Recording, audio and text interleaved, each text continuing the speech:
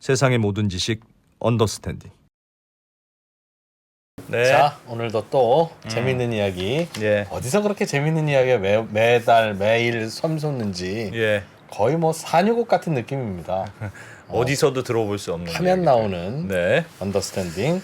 예, 오늘은 세종시 이야기를 좀 해볼 건데요. 예, 사실 세종시라는 게 어느 날 갑자기 뚝딱하고 만든 거잖아요. 물론 인공도시. 어느 날 만든 건 아니지만 그래서 오늘은 세종시사를 보면서 도시 계획이라는 게 대체 무엇인가? 그리고 만들어진 도시 세종시는 어떠한 도시인가? 왜 이렇게 이상한가? 또 세종시는 과연 그럼 잘 만들어졌나? 저는 제일 궁금한 게 예. 50년 후에 음. 뭐 조금 더 길게 보면 길게 보고 네. 과연 세종시 집값이 비쌀까? 서울시 집값이 비쌀까? 아 진짜? 서울이 비싸긴 할 텐데 네. 네. 잘 모르겠어요. 그러나 세종시의 모든 중심 행정 시설들이 다 들어가고 예. 아직도 점점 더 이제 커져가고 성장하고 있는 도시 아닙니까? 서울이 60세라면 세종시는 지금 한 제가 보기에 한 13살쯤 예. 되어 있어서 예. 아빠보다 키가 클지 안 클지 길러봐야 알 것 같아요. 네. 그래서 오늘은 세종시 얘기를 한번 해볼 겁니다. 네. 아, 이런 얘기 할 줄 알았으면 세종시 협찬을 좀 먼저 받았어야 되는 건데 아쉽게도 저희가 바빠서 아쉽습니다. 네, 그냥 무료로 해드립니다. 세종시 오늘 모실 분은 그 모건대학교 최정호 교수님인데 이분이 실제로 세종시 도시계획에 실제로 참여하신 분이에요. 그래서 세종시가 왜 이렇게 만들어졌는지를 다 아시는 분. 제일 잘하는 분입니다. 세종시 이야 이거 진짜 좋아하면 저분한테 인사드리면 되고 이게 왜 세종시 이래? 불편하면 역시 이분한테 따지시면 됩니다. 예, 저희는 뭐 그냥 일단 모셔왔으니까 예. 뭐 감사하실 분, 항의하실 분 다 모여서 오늘 다 풀어보시면 좋겠습니다. 네. 잠시 후에 최정우 교수 만나보겠습니다. 예. 네, 벌써부터 채팅창에 뜨겁네 벌써. 뜨거워. 예. 도로가 또 도로를 왜 그렇게 만들었냐? 네? 이런 분도 있고 만만치 않을 것 같습니다. 네, 칭찬하시는 분들은 천천히 걸어오시고 항의하시는 분들은 뛰어와서 항의 먼저 하고 계시는 예. 네. 모건대학교 최정우 교수님 소개해드리겠습니다. 어서 오십시오. 네, 반갑습니다. 예, 안녕하세요. 세종시를 직접 설계, 구상, 계획 뭐 다 하셨다고. 당연히 아니고요. 네. 다 한 건 아니고. 그 도시 계획이라고 하는 거는 그 한두 사람의 힘으로 뭐 옛날에 우리가 그 뭐 교과서 같은 데 보면 거장이 그림 스케치해서 그리는 것처럼 만들어지지 않습니다. 굉장히 많은 사람들이 이 비싼 어떤 하나의 그 인류의 가장 큰 발명품이라고 할 수 있는 도시를 만들기 위해서 많은 비용과 많은 시간과 노력을 할애하고 있습니다. 그 중에서 행정중심 복합도시라고 불리는 세종시의 중심부는 도시의 개념을 어떻게 할 것인가, 해외의 어떤 국제적인 어떤 컴피티션을 통해서 아이디어도 구하고 그 내용들도 살펴보고 하는 과정들을 겪었습니다. 그래서 결국은 행정중심 복합도시라고 불리는 지금 현재의 세종시는 많은 계획가와 그 다음에 실무 노력, 그 다음에 회사 이런 부분들의 협업이라고 볼 수 있을 것 같고요. 저도 그 한 사람으로서 뿌듯한 자부심을 느끼기도 합니다. 언제부터 참여하셨어요? 제가 한 2008년부터 참여를 했는데요. 2008년이면 네. 설계도 그려질 무렵인가요? 아니면 첫 설계도라고 하는 뭐 이생활권, 천마을, 그 다음에 전체적인 계획들은 그때쯤 일단 마련이 됐습니다. 그래서 그 마련된 게 현실로 건축물로 지어지기 시작하던 단계고요. 그 건축 허가를 내고 그 다음에 지어지는 내용물들을 자문하고 하는 그 자문단이 실질적으로 일하기 시작하던 단계였다고 보실 수 있겠습니다. 그러면 처음 계획했던 거대로 잘 지어졌습니까? 아니면 중간에 교수님 보시기에 좀 많이 바뀌었어요? 바뀐 게 있으면 뭐가 제일 바뀌었습니까? 우리가 보통 그 분당 같은 신도시 지어 보면은 89년에 개발 계획을 수립하고요. 바로 건설이 시작됩니다. 그래가지고 한 4년 5년 되면은 입주가 거의 끝나요. 아파트 단지가 한 7, 8년 안에. 그래서 동남아시아의 많은 나라들이 우리나라 신도시 건설 어떻게 이런 속도로 할 수 있느냐 하는 것들을 배우러 많이 왔었습니다. 사실.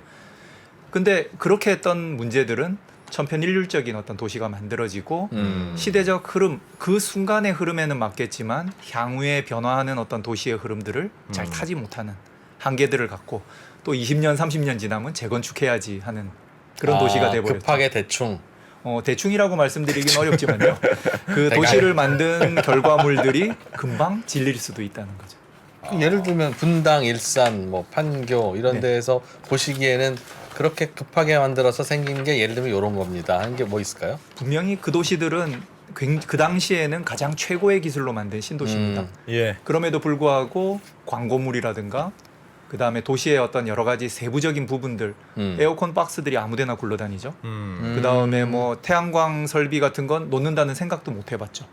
그래서 지금 현재 우리가 이루어지고 있는 도시에 만들어지는 여러 가지 기술들이 예. 적용되려면 또 새로운 시스템이 또 필요한 거예요. 근데 그건 약간 빈 공간을 놔둬야 되겠네요. 그럼. 그런 것도 필요하죠. 사실 유보지라고 보통 얘기하는데요. 예. 미래에 새로운 기능을 들어오게 하기 위해서는 다 채우지 유보지를 말고. 놔두고 아. 그 다음에 차근차근. 그 건축물에 있어서도 빈 공간이 있어야 새로운 기능들을 추가할 수가 있어지죠. 그럼 중간중간 허허벌판 공터들이 있어야 된다? 표현이 허허벌판은 좀 그렇고요.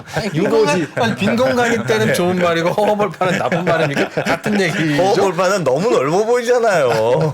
그 중간에 도시 중간에 그렇게 막 허허벌판이 있으면 그거 어떡합니까 하는 사실은 말씀이죠. 뭐 네. 용어는 공감을 못하지만 네. 어쨌든 비어 있는 공간들을 좀 갖는 것들은 도시의 미래의 성장 잠재력이라고도 볼 수도 있습니다. 아, 그래서 다만 이제 비용이 되니까요. 아쉬움은 적절한 있다. 양만큼 우리 시대가 담을 수 있는 수준의 그런 부분들이 필요할 것 같습니다. 도시는 가능하다면 긴 시간 동안 만드는 게 좋다. 그래야 최신 거를 자꾸 계속 반영을 넣을 수 하지. 있고, 그렇지. 한꺼번에 만들면 마치 용인 민속촌처럼 딱 그냥 한번 하고.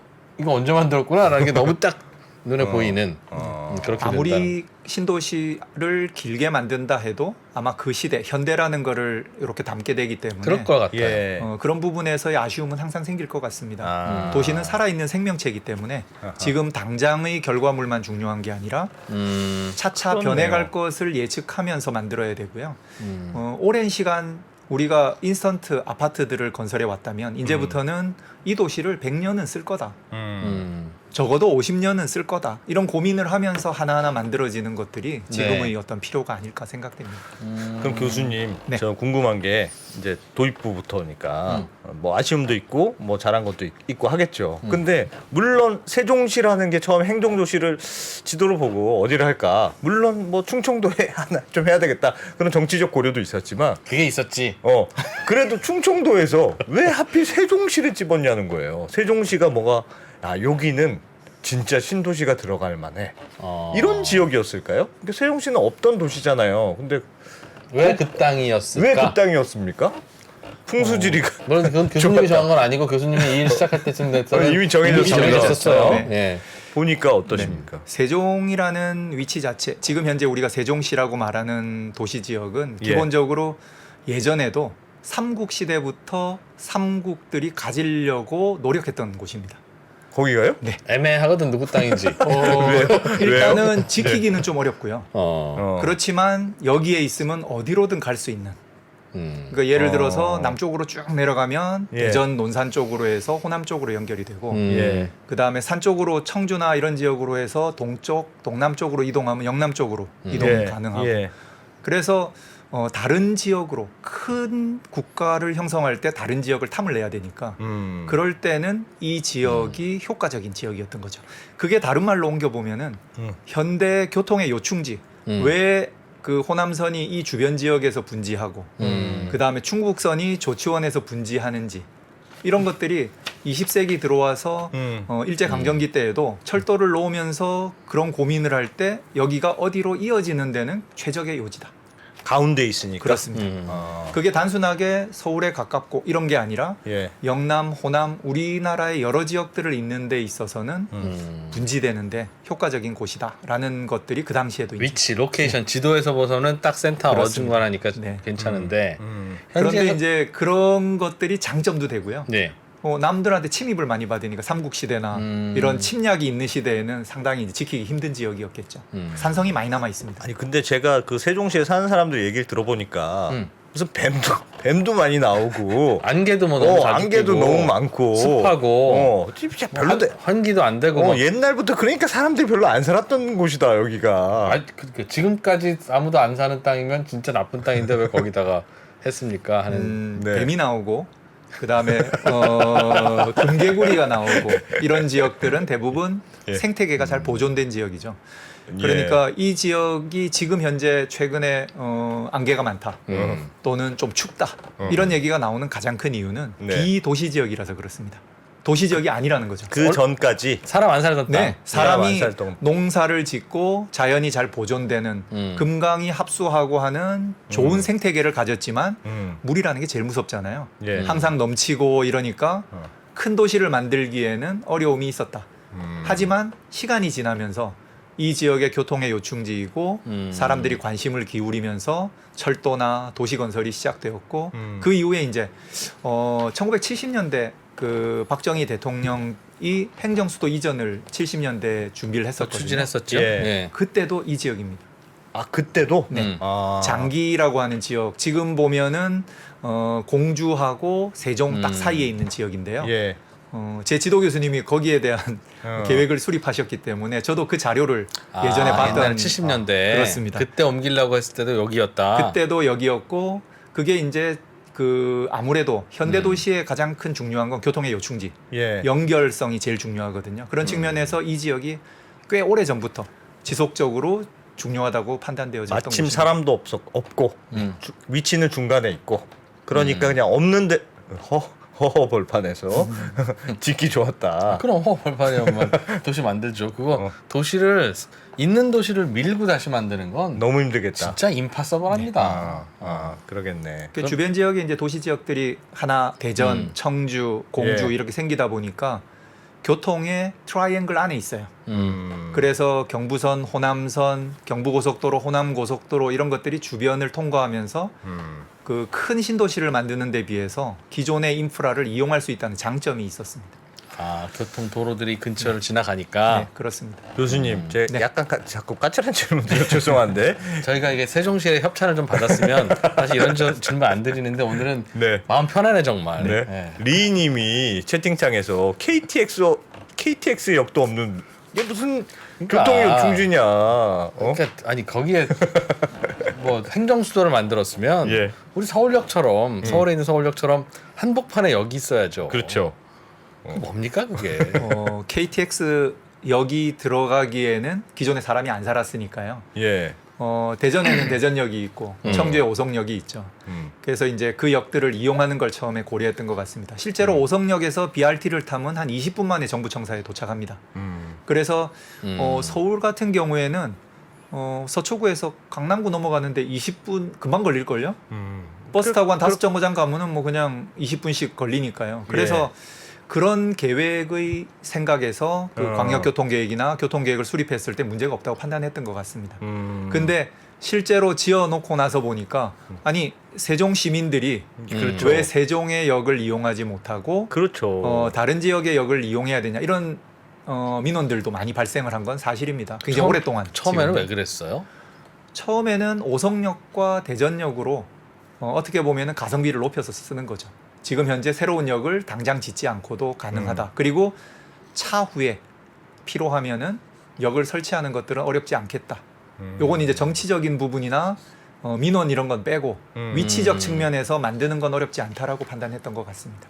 그런데 당장 안 만든 건 아니 당시에 세종역이 생기면 인근 지역에서 반대 많이 해서 빨아들인다고. 그래서 세종역까지는 안 된다. 뭐 생기는 그랬던 것까지는 민원이 있었다는 얘기는 부분들도, 들었어요. 네, 그런 부분들도 작용을 했습니다. 주변에 이제 충북 지역에서 청주, 그 다음에 뭐 대전은 있다 없다에 대해서 큰 관여를 하지 않았던 것 같고요. 네. 공주역 같은 경우에 지금도 이용객이 크지 않은데 공주역으로부터 10km도 떨어지지 않은 곳에 역을 지어야 되니까 이미 만들었었으니까. 그 공주역이 공주하고 논산 사이에 있는 좀 애매한 역이거든요. 약간 그런 것이 있었나 봐요. 그러니까 그게 없어야 거기 사람들 살 텐데 그러니까. 이쪽으로 와서 타고 그러니까 가야 됐다. KTX 만들 때 행정도시도 그러니까 행정도시를 하려면 네. 하자는 게 국민적 합의가 됐으면 네. 지금부터 차근차근 해서 그럼 철도를 어떻게 놓을지 해서 한 10년 정도 또 계획도 세우고 그렇게 해야지. 아니 2002년 대선 때 갑자기 떠오르는 그거를 2003년부터 계획에 옮깁니까? 예. 역은 이미 지었네? 누가 말도 없이 지었어? 라고 하면 아니 카카가 말도 없이 그 공약하셨지 않습니까? 이런 얘기 되는 거잖아요. 뭐 아마 KTX역의 필요성들이 최근에 많이 대두되고 있기 때문에 네. 4차 그 철도망 종합계획에도 반영을 해서 지금 세종역 신설에 대한 부분들 역의 위치나 방법은 아직 특정되지는 않았는데요. 네. 그 역을 설치하는 것들을 검토하는 단계에 지금 가고 있고요. KTX역이라는 것들이 예전하고는 여러 가지 개념들이 좀 변하고 있는 것 같습니다. 그래서 경부선 같은 경우엔 지금 철도 용량들이 꽉 차서 예. 거의 한 5분, 10분 간격으로 철도 다니거든요. 그래서 아마 지금 복복선 계획도 이미 나와 있고 그래서 그런 여러 가지 계획들과 여러 가지 형태로 결합해서 새로운 어떤 연계 방안들을 마련하고 있지 않을까 알겠습니다. 생각됩니다. 요거는 예. 확정드리기는 계획이 확정되지 예. 않았기 예. 때문에 예. 말씀드리는 그런 알겠습니다. 부분이라 생각하시면 되겠습니다. 그 지을 곳은 있어요, 역을? 그럼 네? 다 그 땅 해집고 막 그 밑으로 들어가고 그러진 그래야 않아도 됩니다. 우리가 그 KTX 역이라고 하더라도 네. 기차역 주변에는 속도가 300km로 달리진 않거든요. 예. 그러니까 기존의 도로망 중에서 직선화돼 있는 지역들을 활용하면은 밑으로 파서 네. 그리고 뭐 중앙공원이라든가 비어 있는 공간들이 많다는 것도 장점이죠. 그럼 거의 되나 봅니다. 야 기대를 해도 될지 모르겠습니다만 아무튼 그러면 세종시 우리가 이제 세종시가 뭐 좋다 나쁘다도 재밌지만 세종시라는 케이스 스터디를 하려는 이유가 이제 도시 계획이라는 게 도대체 어떻게 되는 건지가 궁금해서 사실 세종시를 들고 온 거잖아요. 처음에 죄송합니다. 허허벌판 아니라 그냥 빈 땅에 네. 뭘 중심으로 뭐부터 계획을 그리는 합니까? 거야, 그거? 예. 뭘 제일 고려합니까? 그러니까 교통의 요충지 위치는 그렇게 정하고 사람의 얼굴을 그릴 때는 얼굴부터 그리잖아요. 어. 발가락부터 그리는 사람 없지 않습니까? 도시는 뭐부터 배치시키고 그 다음에 이걸 이렇게 합니까? 도시를 만들 때는 기본적으로 도시의 가장 큰 틀부터 이제 시작을 해야 됩니다. 예. 그래서 그 도시의 골격은 어떻게 만들 것인지 이런 부분들을 고민을 하게 되는데요. 자료를 한번 보여주시면은 예. 좋을 것 같습니다. 이 자료는 거기 적혀 있는 것처럼 장피엘 뒤리그라는 스위스 분이 우리가 도시 개념을 행복도시 개념을 어떤 식으로 골격을 만들 것이냐 도시의 개념을 전 세계에다가 공모를 했어요. 세종시 만드는 거에 네, 대해서 행복도시 만들면서 어떤 모양으로 행복도시를 만들어 볼까? 예. 그랬을 때 스위스에 있는 전문가가 그림을 그려서 보내온 겁니다. 지금 이제 판넬에 디테일한 내용들도 있지만 큰 예. 틀에서 보면은 둥글게 가운데를 비우고 둥글게 만드는 아니죠. 센트럴 다음 페이지 파크처럼? 한번 보실까요? 다음 페이지를 보시면 오르테가 안드레스 페레아 오르테가라는 스페인 분인데요. 예. 이분이 제안했던 거는 조금 더 구체적입니다. 가운데 있는 두 개의 산, 전월산과 원수산을 가운데 두고 마우스로 좀 네, 짚어봐 그렇게 주시죠. 해볼까요? 예. 예. 네, 전수산과 어떤 산이에요? 여기 있는 예. 요 산들이 아, 초록색. 전수산과 그 원수산과 전월산입니다. 예. 그 가운데 이제 이렇게 그 금강이 지나가잖아요. 예. 그 주변을 뺑 돌아서 순환형 체계들을 갖는 도로망을 제안을 했습니다. 아 도시를 저렇게 아. 원으로 네. 한 바퀴 돌게. 그렇습니다. 아하. 아까 보셨던 오르테가의 안과 그 다음에 지금 보시는 아까 보셨던 뒤리그의 안과 오르테가의 안이 공통으로 갖고 있는 부분이 순환형 체계라는 거고요. 저게 뭐가 좋습니까? 왜 직선으로 안 가고 돌리죠? 그러니까 우리가 보통 도시를 만들 땐 가운데 격자형으로 아주 효율적으로 강남 만들듯이 이렇게 잘라서 네. 만듭니다. 예. 그렇게 만들었을 때 어느 지점이 이제 그 붐비게 되면은 다른 기능들을 놓치게 되는 경향들이 많거든요. 그래서 기능과 기능을 이어주는 형태로 링을 만들어서 각각의 기능들을 평등하게. 기능이라는 게 뭐죠? 저 이제 요쪽 지역들 같으면은 조금 이따가 이제 토지용 계획들을 보여드리겠습니다만은 요 예. 지역 같으면 도시의 가장 중심 기능, 상업, 업무, 백화점. 청사 저기 있어요? 청사는 그 바로 위에 있습니다. 아 예. 예. 그 다음에 그 위에 지역 주거 기능들. 네. 그 다음에 넘어가면은 여기에는 첨단 도시 기능. 뭐 직장들. 그렇습니다. 예. 그 다음에 이쪽에 넘어오면 보건 의료 기능. 그 다음에 이쪽으로 넘어오면은 교육 연구 기능. 예. 그 다음에 이쪽에는 도시의 중추 기능, 시청이나 이런 도시 기능들이죠. 예. 그래서 그런 것들을 6개의 존으로 만들고 계획들을 하게 되는데요. 그 계획의 틀 속에서 순환형으로 갖는다는 건 각각의 기능이 평등하다. 이런 의미들을 제시를 했다고. 저걸 여기 바둑판 적혀 있습니다. 격자 모양으로 만들어서 중간중간에 그걸 배치하는 뭐 예를 들면 서울의 강남 같은 네. 그렇게 그럼- 하면 어느 지점 강남역 있는 데가 세지면 다른 지역은 같은 양을 가지지만 효과적으로 토지용을 배분하는데 지역 균형 어려움이 발전이 생기는 되도록 어느 하나가 다 먹지 못하게 그렇습니다. 그 당시에는 다 변두리로 만들어놨군요. 2002년, 2003년 이럴 때 가장 중요한 거는 어떤 면에서 보면 공평하게 도심이 되는 거죠. 그렇죠. 야. 네. 저 가운데 뭐가 있었으면 가운데 집값이 그렇지. 제일 비쌌을 그렇지. 텐데. 가운데 병원이 있었으면 병원만 발전하고 그렇지. 가운데 학원이 있었으면 학원가만 발전하는데 저렇게 다 변두리로 만들어 보면 다 발전을 못하니까 그게 낫다. 네, 뭐 낫다보다도 그 당시에는 세계적으로 이런 도전들은 예. 19세기 후반에 이제 소리아 이마타라는 사람이 선형 도시를 만들거나 실제로 이제 레닌그라드라고 불리는 스탈린그라드라고 부르는 교회 지역에다가 예. 그런 도시를 만들기도 해요. 네덜란드 로텔담 교회에도 그런 선형 도시를 만들기도 하는데 네. 그런 도시들의 개념들을 일정 부분 차용하고 새로운 균형 발전의 개념을 안에다 넣었다고 볼 수 있습니다. 이거를 이제 도시 전문가들이 모두 다 공감하고 모두 다 이게 제일 좋은 방안이다 그렇게 생각하지는 않아요. 예. 이것도 장점이 있고 단점들이 다 있기 때문에요. 예. 근데 그 당시에는 워낙 화두가 균형 발전. 그러니까 그렇지. 하나의 지점에 모두 모이고 나머지는 흩어져서 분산돼서 주변에서 돕자. 이런 기능에 공유하기가 어려웠습니다. 그러다 보니까 차라리 중앙을 비우고 예. 이게 50만 도시밖에 안 되니까 와. 각각의 진짜 생활권에서 획기적이구나. 인구들을 줄이고 그 줄인 걸 분산해서 배치하자. 이런 도시입니다. 그러면 가운데는 뭘로 써야 됩니까? 뭘로 쓰이고 있습니까? 그 당시에 이제 계획을 하면서 비워두자라는 게 아까 도시 개념의 출발점이었고요. 그래요? 그러다 보니까 토지용들을 만들어 나가는 데 있어서 예. 한 몇 페이지 넘어가 보겠습니다. 예. 요렇게 토지용 계획이 마련이 되었습니다. 가운데 녹지로 아까 그냥 보셨던 가운데 녹지로. 아까 보셨던 산이 위에 있고요. 여기 예. 요 있는 데가 예. 산입니다. 그다음에 네.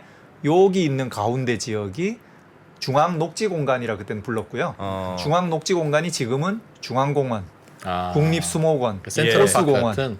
센트럴파크 같은 그런 공원으로 지금 바뀌어져서 조성이 되어지고 저렇게 있습니다. 하면은 저 공원을 이용할 수 있는 사람은 곳곳에서 올 수는 가운데로 있겠네요. 다 모여서 이제 접근이 가능해지는 거죠.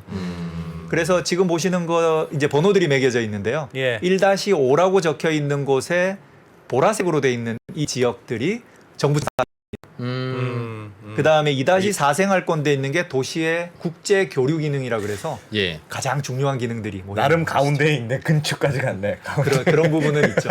그래도 공무원이 설계했는데 그러니까 팔이 안으로 굽죠. 행정중심 복합도시의 예. 가장 첫 번째는 행정이거든요. 예. 복합돼 있는 여러 기능이 있지만 행정이 중심 기능이다라는 거는 그럼. 버릴 수 없는 거죠. 예. 그래서 1-5 생활권 즉 공공행정 기능이 가장 중심에 있습니다. 그래도 저기 1-5에서 예를 들면 5-1을 가려면 네. 삥 돌아가야 된다는 거잖아요. 네, 그렇습니다.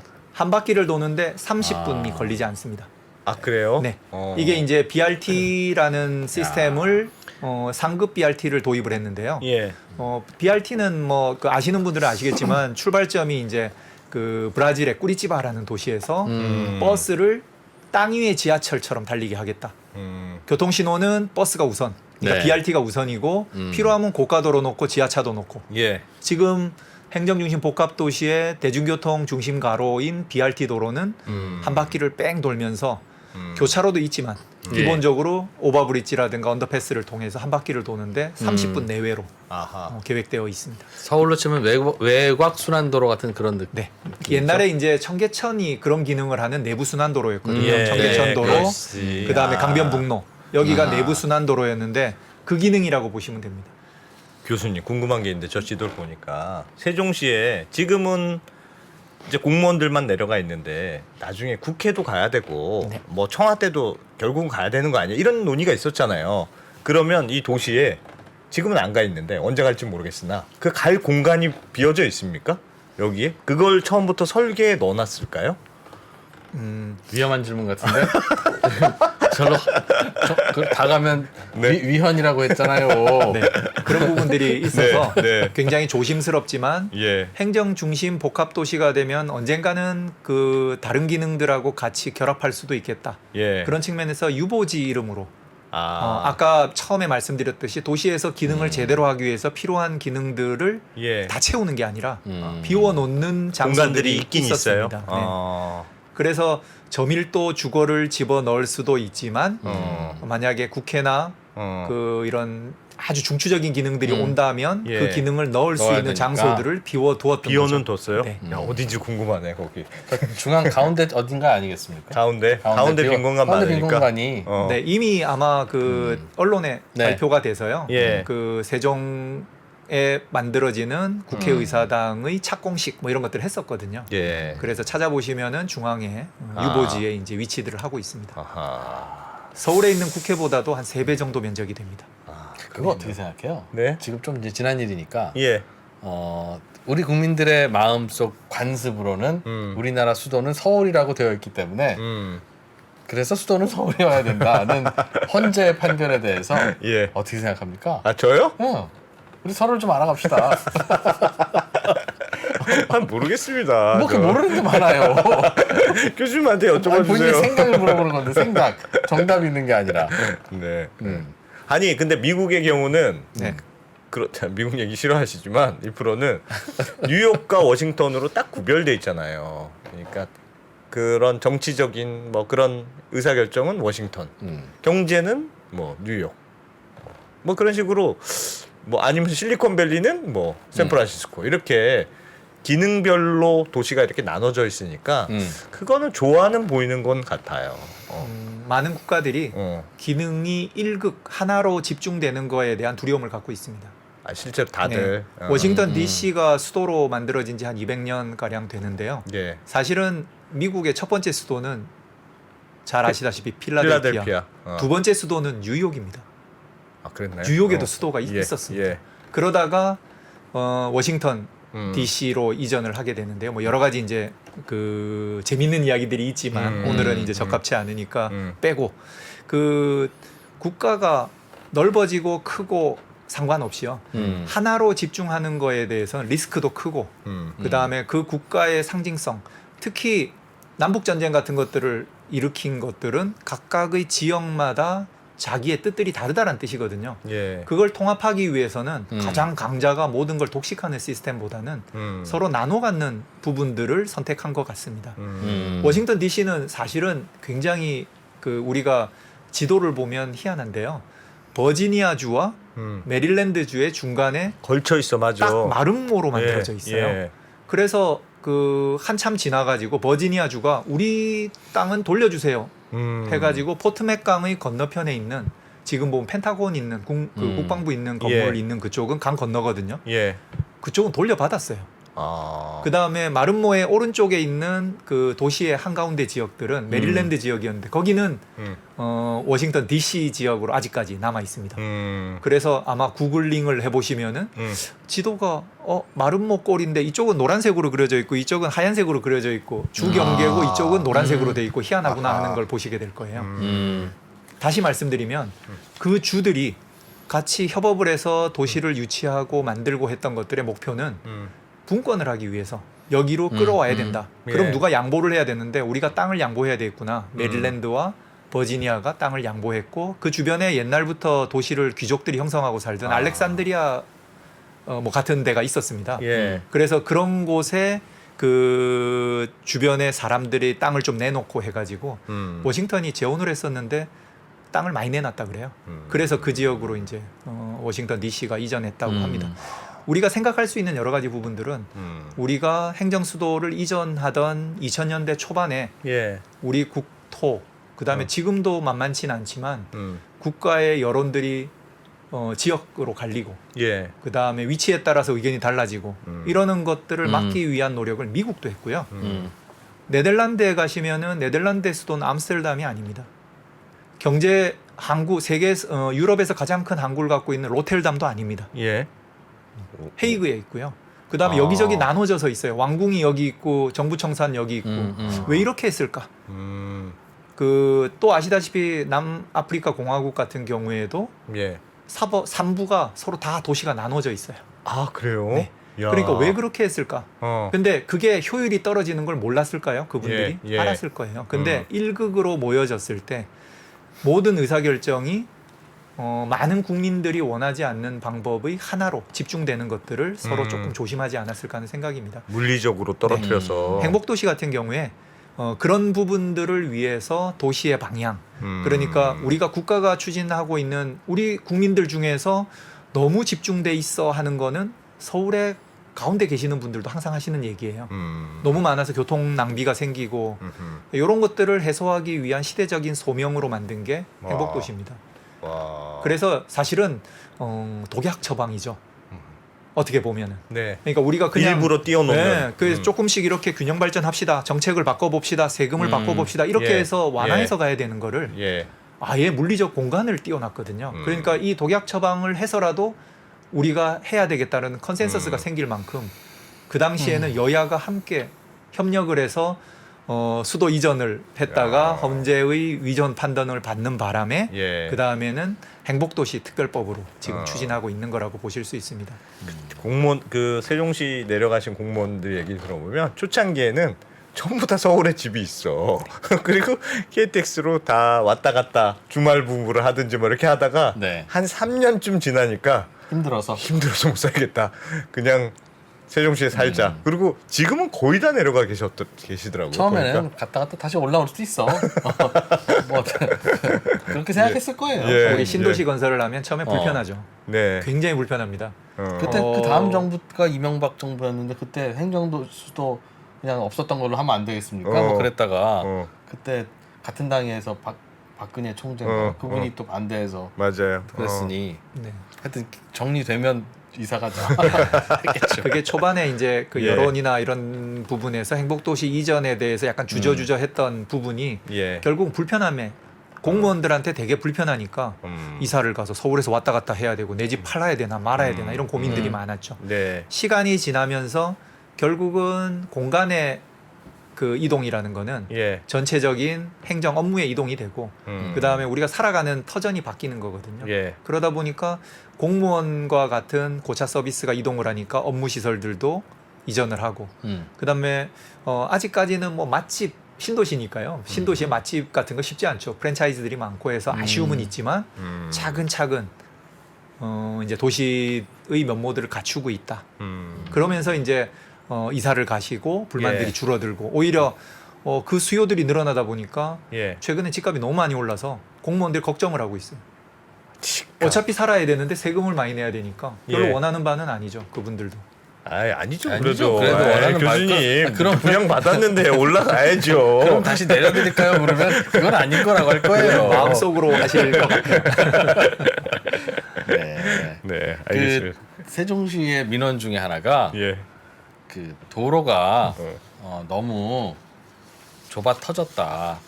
왜 차가 너무 막힌다. 의도적인 겁니까? 아니면 뭔가 시공의 미스입니까? 너무 힘듭니다. 네. 그거 무슨 계획이 실제로 그래요. 일부러 그랬던 것 저는 같아. 자주 안 내려가봐서 모르겠어요, 사실. 예. 네, 그 도시라는 곳들이 여러 가지 부분으로 우리가 고민할 수 있는데요. 네. 차를 막히게 만드는 계획과는 없을 겁니다. 그렇겠죠. 네. 그런데 이제 이 도시에는 어떤 철학으로 도시를 만들 것인가, 그 다음에 교통 처리는 어떻게 할 것인가, 예. 이 철학에서 출발하는 거거든요. 네. 그때 출발은 여기는 서울이 아닙니다. 1,000만 인구가 왔다 갔다 해야 되는 것도 아니고 행정중심 복합도시라고 불리는 요 중심부에는 50만 인구가 왔다 갔다 하는 곳이에요. 예. 그 낮에 이제 뭐 전국적으로 모이는 사람이 추가로 있겠지만 50만을 기준으로 해서 움직이니까 그 정도의 도시라면은 우리 청주보다 작아요. 옆에 있는 대전의 3분의 1만한 도시가 되는 겁니다. 그렇다면 이 지역에 큰 10차선 도로 이런 것들이 필요하리라고 생각하지 않고 예. 이제부터 시대의 흐름을 담아가지고 대중교통을 중심으로 그리고 녹색교통이라고 말하는 자전거라든가 PM을 적극적으로 활용하는 도시를 만들어 보면 어때? 이런 철학이 이제 좀 바뀐 거죠. 그래서 세종시에 가시면은 가장 넓은 도로가 6차선 정도입니다. 그래서 예, 6차선 이상 되는 도로 순환도로가 6차선이고요. 예. 그 다음에 BRT가 있는 도로가 편도 2차선씩 있고 중간에 BRT가 한 개 차로씩 있어요. 그래서 그것도 크게 따지면 6차로 정도입니다. 보도는 굉장히 넓어요. 20m 넓습니다. 인도는? 예, 인도는 인도는 굉장히 넓습니다. 걸어 다니라는 거죠. 사람들이 걸어 다니고 즐기고 그 뭐 사진 하나 보여드릴까요? 예. 궁금하다 정말. 야, 지금 진짜 보시는 곳이 인도 넓네. 람블라스 거리입니다. 스페인에 있는 예. 바르셀로나에 있는 거리인데요. 예. 지금 보시는 것처럼 플라타나스가 있고 옆에 건물이 있잖아요. 멋지긴 멋지네요. 저 길의 한가운데 옛날엔 자동차와 마차가 다녔습니다. 아. 그리고 나무 바깥쪽으로 사람 보도가 있었죠. 예. 네. 바꿨습니다. 아. 안쪽에 사람이 다니고 서비스하는 차량만 가장자리로 한 차선씩 있습니다. 예. 그러니까 만약에 저기 들어갔다가 앞에 차가 물건 내리고 있으면 기다려야 돼요. 3분씩 5분씩 기다렸다가 그러니까 기다리고 있는 거 아니까 금방 나와서 차를 빼줍니다. 네. 그래도 기다리게 되는 차는 불편하다는 걸 알고 저기 있는 저 부자 관광객 부자 그 시민들도 예. 차를 타고 오는 게 걸어옵니다. 아. 그래서 저 지역은 보행자 존이 됐고 그 차 운행하는 게 중요한데도 불구하고 차를 중심에 두지 않고 카페 놔두고 커피 마시고 있습니다. 이거 낭비라고 생각하시죠? 근데 그게 아니라 시민들한테는 저게 더 중요한 기능이라는 게 저 선진 도시들의 이야기입니다. 아하. 다음 그림 한번 보실까요? 예. 시애틀에 있는 파이오니어 광장이라는 곳이에요. 예. 그 왼쪽에는 광장이고요. 가운데는 길입니다. 찻길이에요. 택시가 있는 거 보시니까 찻길인 건 보이시죠? 근데 네. 뭐 구별이 잘 안 구별이 없네요. 되는데요? 그렇죠. 차도 인도의 구별이. 차도 보도의 구별이 잘 안 되는 순간에 차들이 조심하게 되고요. 아. 차들이 그다음에- 인도로 넘어오진 않습니까? 그거는 물론 그렇게 하지 않습니다. 우리 잘 아는 스타벅스의 도시잖아요. 예. 지금 위에 있는 저 약간 짙은 색깔 돼 있는 삼각형 건물이 스타벅스가 있고요. 그 예. 밑에 커피를 밑에 광장에서 마시게끔 만들어 놓은 곳입니다. 아. 그 위로 한번 잘 보시면은 요 교차로 있는데 한번 보시면은요. 예. 교차로가 오히려 좁아지죠. 우리는 아. 교차로가 넓어지잖아요. 그러네요. 예. 차량은 불편하니까 들어오지 말라는 겁니다. 차 불편하게 일부러. 차는 도심 여기가 원래 다 차도예요. 원래는 다 차도고 더 넓은 차도였죠. 근데 그 차도를 좁히고 보행자 중심의 도시 공간으로 바꾸는 겁니다. 아니, 시애틀입니다. 저렇게 하면 그냥 사람들이 막 이게 차도인지 그냥 광장인지 모르고 그냥 막 다닐 것 같은데요. 신호등이 있지만 어. 신호등이 아닌 때도 건넙니다. 근데 차들은 섭니다. 어. 유럽의 도시들에 갔을 때 우리가 가장 놀라는 거는 관광객으로 저걸 건너야 되나 말아야 되나 한국 사람 예. 잘 못 건넙니다. 빨간 예. 불일 때. 일본 사람 못 건넙니다. 예? 그런데 음. 유럽의 이탈리아 사람, 음. 프랑스 사람 다 건너다닙니다. 빨간 불인데요. 빨간 불인데 지들이 쓰겠지. 그냥 안 본 척하고 건너지는 않고요. 예. 아주 당당하게 세우면서 지나갑니다. 어. 왜 그럴까요? 했더니 그 못 가니까 소심해서 저도 예. 배낭여행 처음 갔을 때 소심해서 그럴 거면 신호등 건널 왜 달아놨어? 텐데 그렇죠. 신호등을 왜 달아 이랬는데 네. 네. 이거는 뭐 그냥 차 안 오는데 가도 돼. 그렇지, 이런 거고 차가 그렇지. 와도 차를 세우고 건너갑니다. 그렇지. 그게 보행자의 권리고 어. 그게 유지되는 거는 어. 저럴 때 보험이나 이런 여러 가지 시스템들이 보행자에 우선하는 거예요. 사람에 우선은. 도시의 주인이 자동차가 아니다. 제가 이야기를 길게 드렸는데요. 도시의 가장 주인공은 사람입니다. 그래서 방금 전에 BRT 그림 다시 한번 보여드리겠습니다. 예. 외국의 그 BRT 보고타 콜롬비아에 있는 보고타 그림이 왼쪽 위에고요. 예. 오른쪽 밑에 있는 것은 꾸리찌바. 네. 브라질의 꾸리찌바고요. 왼쪽 밑에는 미국의 포틀랜드라는 도시에 있는 그 도심부에 있는 전차입니다. 예. 도시의 대중교통들이 저렇게 다니는 거지 보행자가 주인이 돼야 되지 차량이 아니다. 아. 오른쪽 위에 있는 그림이 행정중심 복합도시의 초기 그림입니다. 왼쪽이요? 오른쪽 오른쪽 오른쪽 위에 있는 마우스로 그림. 한 번만 보여주세요. 오른쪽 위에 예. 있는 요 그림입니다. 예. 요게 이제 처음 스케치거든요. 차로를 1차로만 놔두고 BRT로 하고 말려고 그랬어요.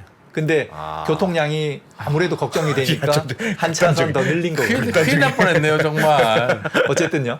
그러니까 저기로 차를 갖고 오지 마시고 순환도로로 다니시라는 얘기입니다. 와. 그래서 행정중심 복합도시를 한 바퀴 도는 BRT가 노선이 만들어져 있고요. 예. 그 다음에 그 안에 역사도 만들고 BRT를 중심으로 도시의 대중교통을 운영을 하고 있습니다. 네. 여기까지고요. 근데 사람들이 말을 안 듣는 거잖아요, 교수님. 아니, 차를 갖고 다니지 말고 제발 걸어 다니세요. 자전거 타고 다니세요. 했는데 싫어요, 전 차. 차가 꼭 필요합니다. 왜 그렇습니까? 저도 유럽의 작은 도시들을 가면 예. 정말 자전거로 출퇴근하기 좋겠네. 그리고 당연히 길도 좁고 그런데도 다 자전거로 다니고 그렇게 하는데 예. 세종시는 그러기에는 좀 큽니까? 그래서 그런가요? 네, 자동차에 우리가 익숙하죠. 그래서 우리가 수도권의 신도시들을 맨 처음 만들었을 때 대부분의 경우에 네. 수도권 신도시가 처음에 대중교통을 먼저 집어넣질 않아요.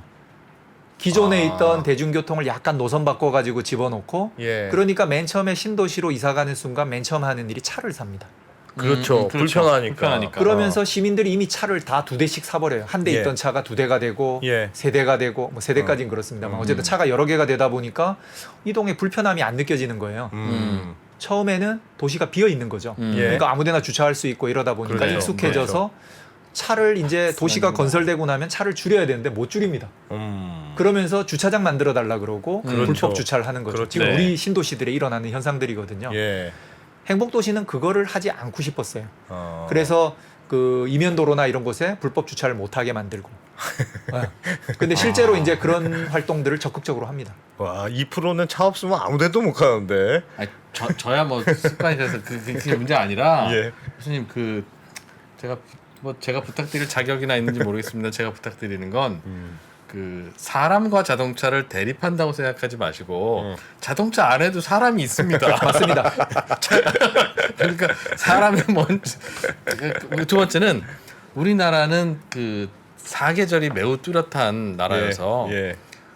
그 1년에 몇 번은 꼭 차가 필요합니다. 맞습니다. 네, 맞아. 자전거로 하려면 얼어 죽고 더워 죽고 난리 나요. 그러니까 그 중간중간에 봤던 그 날씨 좋은 맞아. 그런 맞아. 나라들하고 좀 예. 상황이 다른데 어.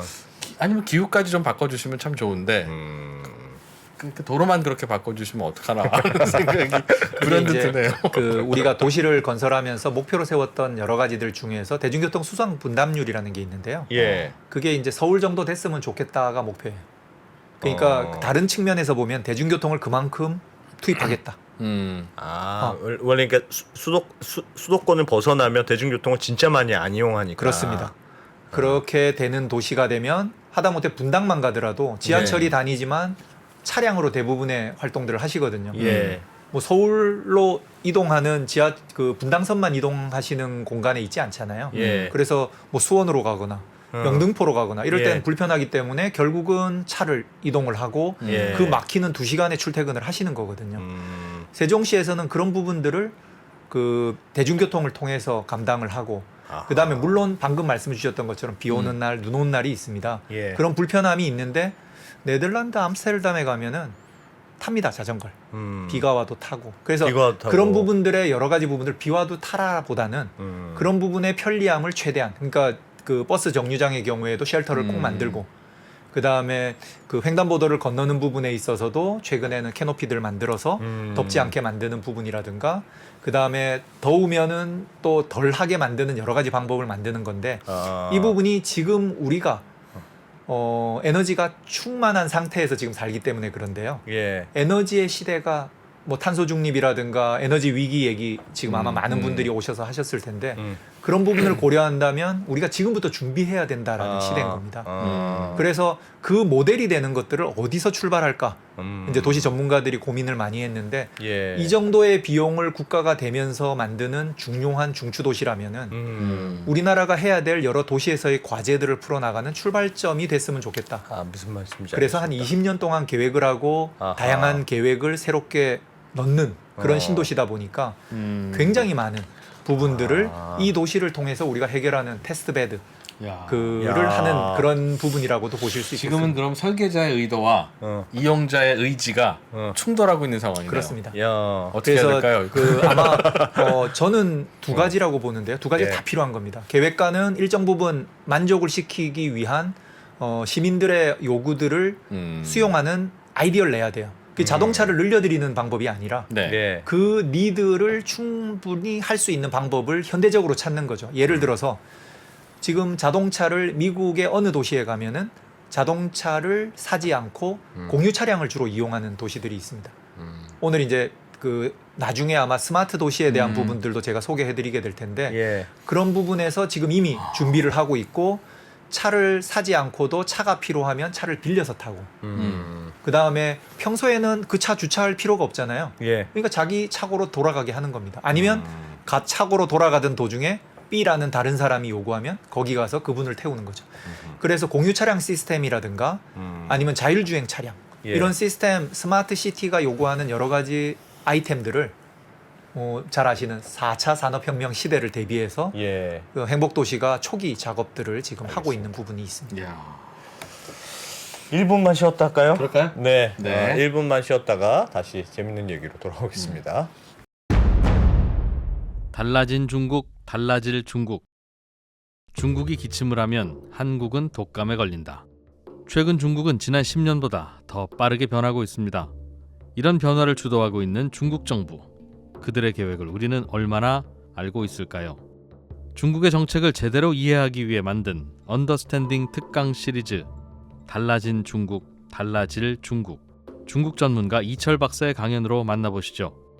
지금 바로 영상 아래 링크를 확인하세요.